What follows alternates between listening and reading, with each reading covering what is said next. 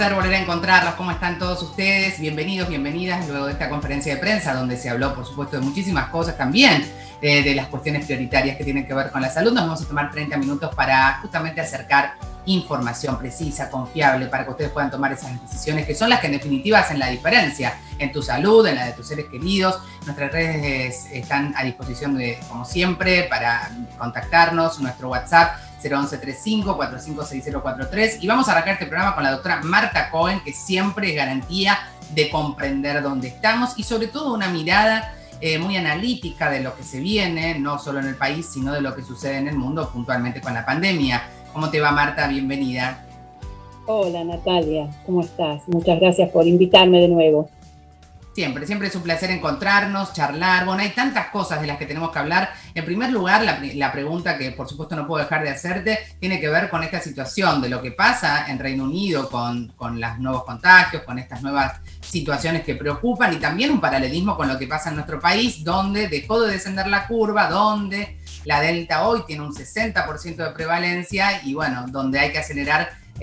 La diferencia sería que se está vacunando a los más chicos, cosa que no está sucediendo en Reino Unido. ¿Qué análisis tenés de esto? Mira, ustedes están como nosotros estábamos en el mes de mayo. Pocos casos, sí. La vacunación mejorando, entrando el verano, en la primavera, hermoso. Y mira cómo estamos ahora. 50.000 casos, 200 muertos en promedio, y va aumentando. 1.000 internaciones diarias. No están saturadas las terapias intensivas porque pese a que hay tantos casos, como hay tantos vacunados, que son prácticamente el 80% de los mayores de 12 años con 2 vacunas, y se han dado más de 5 millones de terceras dosis, a pesar de eso, la mortalidad es 5 veces y media menor que cuando estábamos con la misma cifra en enero, porque no había menos del 1% con 2 dosis de la vacuna. O sea que es importante que la vacuna es mucho, sobre todo para prevenir la muerte y la enfermedad grave, pero que la vacuna no alcanza para prevenir las infecciones y contener la pandemia.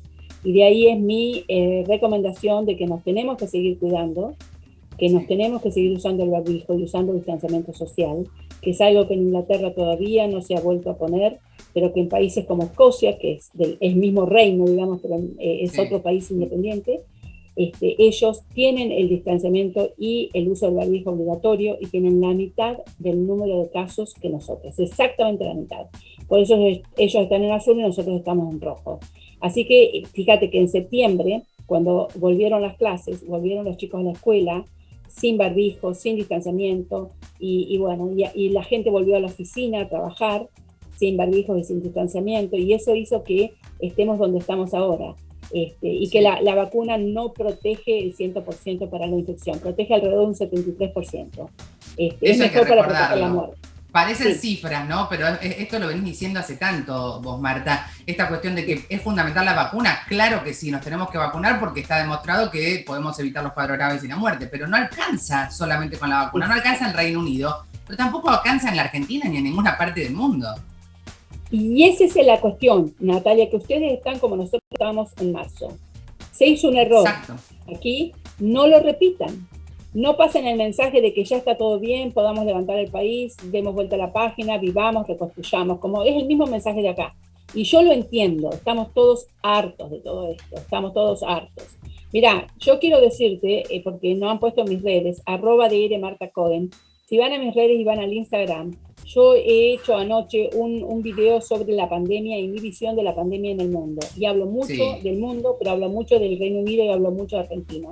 Así que les digo, si quieren ir, gracias. Por ahí supuesto. lo hicieron, pónganle like, suscríbanse y compártanlo, porque me llevó muchas horas investigarlo, pero creo que es una muy buena información para ver lo que pasa, mi análisis. Sí, todo el material que vos siempre compartís en las redes, que lo masificás, está clarísimo que es un acto de generosidad de tu parte, porque no es que me siento, grabo y listo. Hay un proceso en el que uno tiene que ver datos, analizar, consultar. Bueno, es un montón de tiempo, por eso es tan valiosa tu información y tu compromiso con esta tarea que estás haciendo de difundir, de masificar y de que se entienda de lo que hablas, porque ese es el tema. No lo haces desde un lugar técnico y ahí está el punto en el que nos permitís a toda la comunidad poder entender. Cuando hablamos de eso, yo te preguntaba, ahora vamos a hablar también de lo que sucede en el mundo, pero sobre todo te preguntaba, y teniendo en cuenta lo que sucede en el mundo, si vos crees que esta cuestión importante que se hace en la Argentina de vacunar entre 3 y 11 años puede ser un valor diferencial para evitar consecuencias mayores, por supuesto, sumado a que hay que seguir cuidándose, ¿no? Mira, los niños en este momento, sobre todo los niños de entre 8 y 18 años, son los que más nivel de infecciones tienen. Por supuesto que o sea, evitarle el contagio en los niños es importante también para ayudar a disminuir la pandemia. También es importante para que no falten a la escuela. Por suerte, los niños se mueren muy poquito. 2 casos cada 1 millón de niños, o sea, mínimo. Ahora, ¿es importante vacunar a los niños? Sí, es importante vacunar a los niños. ¿Es imprescindible? No, no es imprescindible. La razón es esta. No hay vacunas en el mundo.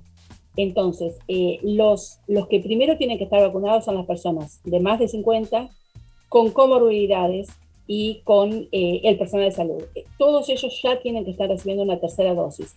Acá se planteó para los 6 meses después de la segunda dosis y ahora se está pensando para los 5 meses de la segunda dosis.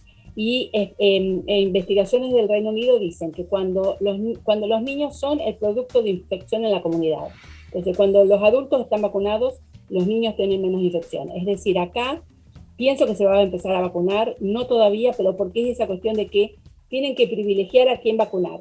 Y se privilegió dar una tercera dosis a esta población que te dije, que tiene mucho más riesgo de morirse, porque una persona de 40 años tiene un riesgo de morirse de COVID de 1 en 1000, y un niño es 2 en 1 millón. Así claramente, que, lo que sucede es que teniendo la posibilidad, Marta, de tener una vacuna como Sinopharm, que es a virus inactivo, y teniendo la decisión, que es una estrategia distinta, hay que ver después con el tiempo, vamos a evaluar seguramente, ¿no? Es que lo ideal sería que hubiera vacunas para todos. Exacto. Lo ideal sería que hubiera vacunas para todos. Exacto. Bueno, esa es la situación. ¿Qué pasa con esa tercera dosis? Vos sabés que allá ustedes comenzaron, como vos decías, más de 5 millones de terceras dosis. Acá se está planteando comenzar en diciembre con los trabajadores de la salud, con los inmunosuprimidos, a dar una tercera dosis. Y ahí empieza la gran pregunta. ¿Se combina con homólogos, heterólogos? Recordemos que es una vacunación con una dosis homóloga y otra heteróloga, ¿no? Me parece importante también. Absolutamente sí. Mira, ya hay muchos estudios, por ejemplo, de Oxford, combinándola con Pfizer o con Moderna, también se está estudiado y se aprobó. Johnson Johnson hizo 9 estudios diferentes de combinación, que es la que le dicen en Argentina Janssen. Bueno, y dicen que sí, que se puede combinar, pero que la mejor combinación es después de una de dosis de Johnson, que es monodosis, es la de Pfizer. Yo sé que en Argentina se está combinando Sinopharm con AstraZeneca, está bien. Se está combinando Sputnik con AstraZeneca, Oxford AstraZeneca o Pfizer, Moderna. Está bien. En realidad, Moderna en realidad es así, es la que te toque. A no ser que vos tengas una alergia, o por ejemplo a los jóvenes, a los niños, acá se les da Pfizer, pero, o que la persona esté embarazada, que se privilegia Pfizer o Moderna, porque son vacunas sintéticas por el bebé. Pero en realidad, si uno tiene la posibilidad de vacunarse, cuando vos vas, está la vacuna A, B o C, no importa, todas son útiles, todos son útiles. Ahí veíamos ese resumen que estaba en tus redes sociales, que siempre también es importante, en @DR Marta Cohen, pueden verlo, pueden tomarse el tiempo, pero lo que dice Marta, todas las vacunas, todas, la que te toque, siempre va a ser algo seguro y eficaz que nos va a servir, y la tercera dosis, por supuesto, lo decía la ministra, está en completar el esquema de los que son inmunosuprimidos y mayores de 50 con Sinopharm, pero está todo lo otro que es justamente la vacuna que va a hacer el refuerzo, lo que decías vos, después de 6 meses, reforzar esa inmunidad. No es que perdemos la inmunidad a los 6 meses, esto también es importante aclararlo.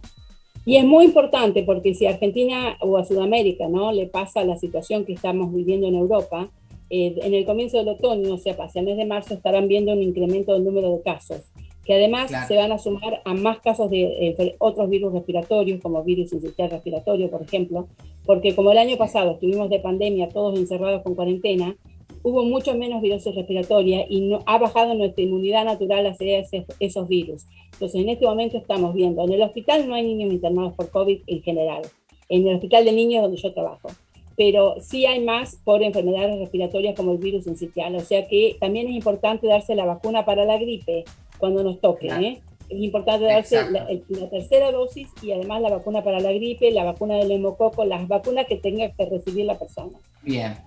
Lo que me parece importante, Marta, antes de terminar nuestra charla, y hay algunas preguntas, es hablar de algo que es la gran noticia, la liberación de patentes de justamente una droga que me encantaría que vos lo expliques, que tiene muchas connotaciones positivas también para esta situación de pandemia, ¿no? Sí. Mirá, Natalia, esta nota salió ayer, a la noche yo la leo en la OMS, en la página de la OMS. Hice un comentario que subí a mis redes, también así lo pueden ver hoy a la mañana de apuro, y lo que pasa es lo siguiente: Molnupiravir es una droga que está en la fase 3 con muy buenos resultados hasta ahora preliminares del laboratorio Merck, que es un laboratorio de New Jersey de Estados Unidos, en donde, y lo importante que es de uso oral, no hay intramuscular, no hay endovenoso, nada, de uso oral. Entonces, este medicamento tiene 2 nucleósidos, que son como los ladrillitos que se van ensamblando los nucleósidos para crear el ARN del virus, y cuando el virus se replica, se duplica, se multiplica, necesita de los nucleósidos para hacer más ARN en nuevos virus. Entonces, esta droga tiene 2 nucleósidos que el virus, que son como si fueras truchos, llamémosle así, no son, sí, tienen errores, son imitaciones. Entonces, el virus los incorpora a su ARN para multiplicarse, pero no se da cuenta de que en realidad no son reales. Entonces, el virus se va multiplicando, pero se va debilitando. Y es como una implosión de adentro hacia afuera y ese virus deja de multiplicarse.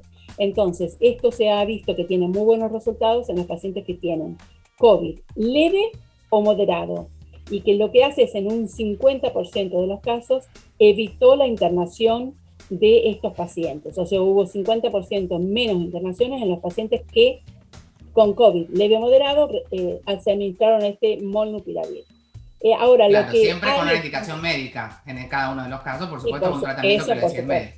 Eso, por supuesto, claro. Sí. Para que nadie vaya a tratar de conseguir en la farmacia esto, no digo. Está todavía, porque todavía no está aprobado, pero no. Hay una organización internacional con base en Suiza, en Génova, que se llama Medicine Patent Pool, Medicine Patent Pool. O sea, es una organización que se dedica a liberar patentes para uso como genéricos en los países de medios y pobres ingresos. O sea, y esto se empezó a hacer en el año 2010 para el HIV, para el VIH.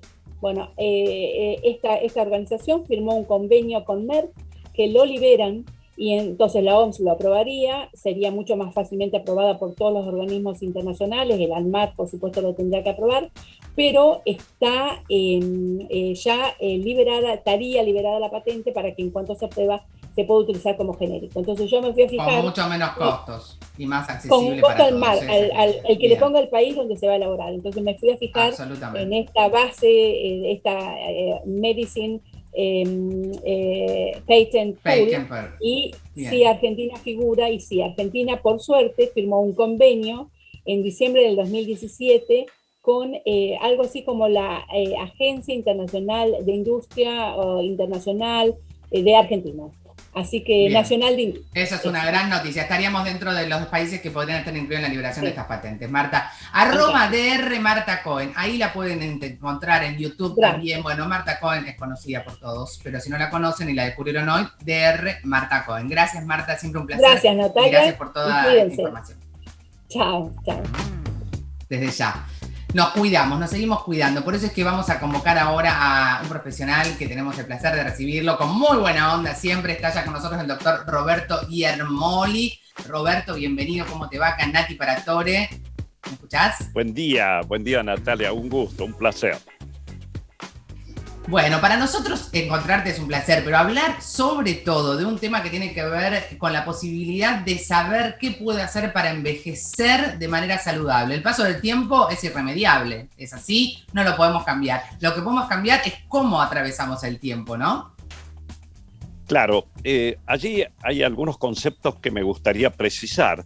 Uno es la edad cronológica, obviamente no la podemos cambiar, pero lo otro es la edad biológica.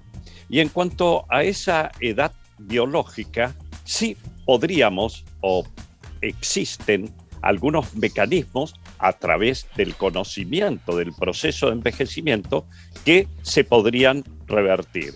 Estos son, digo, nuevos paradigmas dentro de la biología. Si bien ¿Y cuáles son esas vida, cosas, esas herramientas que tenemos, Roberto, para quizás modificar esa edad biológica? Y hay un concepto que yo te lo pregunto y vos me dirás. Cuando uno dice, me voy oxidando, ¿puedo evitar eso? ¿Cómo lo puedo hacer? Qué interesante. Bueno, justamente ese es uno de los mecanismos comunes dentro de los 8 o 9 mecanismos que se mencionan del por qué envejecemos. Sí, eso que te estás refiriendo, Natalia, es justamente lo que se llama estrés oxidativo. Si yo tengo una manzana, para comprenderlo bien, la corto y la dejo, sí, voy a ver que cambia de color. Eso se oxida. Nuestro organismo se está oxidando en forma permanente. El hablar, el comer, el caminar lleva a un gasto energético y ese gasto energético implica también la formación de radicales libres. Para tener una idea nada más, yo no sé si seguramente alguno de los que nos está escuchando fuma, el fumar una bocanada, lo que se llama una pitada, por ejemplo, incrementa en 1 por 10 a la 17 moléculas de radicales libres. Estoy hablando de un solo elemento. El comer grasa, sobre todo grasas saturadas, incrementa marcadamente este estrés oxidativo, esta acumulación de radicales libres.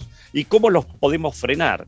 Miren, todos estamos hablando de alimentación saludable. Indudablemente que si nosotros tenemos como comida de todo un día un plato, la mitad de ese plato debería ser de frutas y verduras. ¿Y por qué esto? Porque justamente son estos nutrientes los que nos proveen la mayor cantidad de antioxidantes naturales que se llaman polifenoles. No polifenoles porque es la estructura química. Ese es uno de los mecanismos, ¿no? El otro de los mecanismos es nosotros al ir envejeciendo vamos acortando una punta que podríamos asemejarlo a cuando vemos un cordón de un calzado deportivo, vemos que tiene la puntita reforzada. En el cromosoma, esa puntita reforzada se llama telómeros. Entonces, en la manera en que nosotros podamos proteger y que no se vaya acortando ese telómero, y es interesante porque la pregunta que surge es ¿cómo podemos hacer para evitar ese acortamiento o esa aceleración del acortamiento de los telómeros?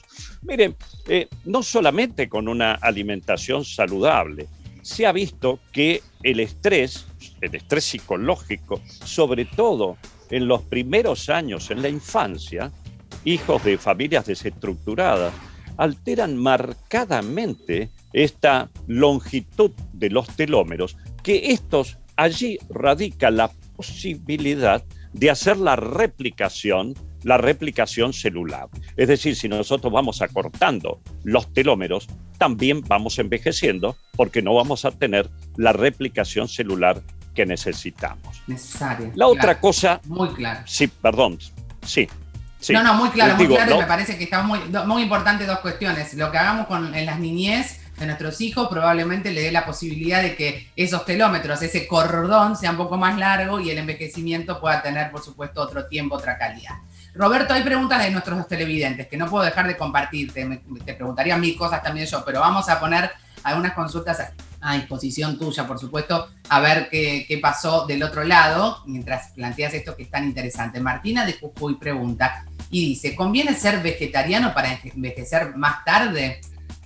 A ver, lo que conviene es tener una alimentación armónica y lo que digo es, está visto sí que si yo disminuyo las calorías e incremento o al menos incorporo 5 porciones por día de frutas y verduras, voy a tener o voy a mejorar, el proceso de longevidad saludable. Eso es... Me va a rendir más ese cordón, voy a estirar un poquito más el cordón, ¿no? Sin lugar a dudas, pero, por ejemplo, no solamente el ser vegetariano, el seguir una dieta mediterránea, y justamente en el Mediterráneo hay 2 poblaciones que concentran un gran número de centenarios, donde además incorporan, huevos, pescado, pero sí, es una alimentación basada en vegetales, variada, obviamente. Basada en vegetales. Bien, vamos a la próxima pregunta, a ver si nos entra. A ver, ahí está. Carmen de Córdoba Capital dice, ¿el estrés envejece? El estrés psicológico, sin lugar a dudas. Si uno diría, resumamos 4 factores que nos envejecen, así en la práctica, tenemos que decir, uno es el estrés, indudablemente. Otro, el no tener una alimentación saludable. El otro es no realizar alguna actividad física. Y para disminuir al máximo, hacer una apretada síntesis, el no mantener activo nuestro cerebro. En eso nos va a llevar a un deterioro cognitivo.